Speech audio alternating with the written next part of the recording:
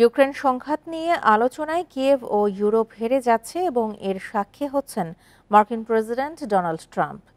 রুশ প্রেসিডেন্ট পুতিনের সাথে বৈঠকে নিষেধাজ্ঞার পরিবর্তে ট্রাম্পের অতি আন্তরিকতা এবং জেলেনস্কির সাথে বৈঠকে যুদ্ধবিরতির সিদ্ধান্ত না আসা এমনটাই ইঙ্গিত দিচ্ছে। রুশ গণমাধ্যম আরটির বিশ্লেষণে এই তথ্য উঠে এসেছে। ৩ বছরের বেশি সময় পেরিয়েছে রাশিয়া ইউক্রেন যুদ্ধের।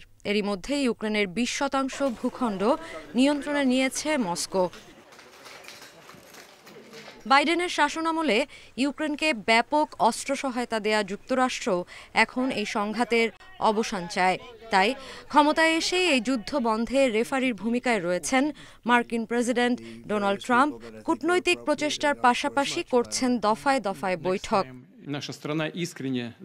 গত শুক্রবার রুশ প্রেসিডেন্ট ভ্লাদিমির পুতিনের সাথে বৈঠক, এরপর সোমবার ইউক্রেনীয় প্রেসিডেন্ট ভলোদিমির জেলেনস্কি ও ইউরোপীয় নেতাদের সাথে ট্রাম্প বৈঠক করলেও কোনো বড় ঘোষণা এখনো আসেনি। বিশ্লেষকদের মতে বৈঠক থেকে ফলপ্রসূ সিদ্ধান্ত না আসা ইঙ্গিত করে আসল কাজ পর্দার আড়ালেই হচ্ছে। বৈঠকের পর ট্রাম্পের ইউক্রেন বা বেলজিয়ামের সুরে কথা না বলা আসলে এক ধরনের সংকেত। এর মাধ্যমে তিনি দেখাচ্ছেন পরিস্থিতির নিয়ন্ত্রণ তার হাতে রয়েছে।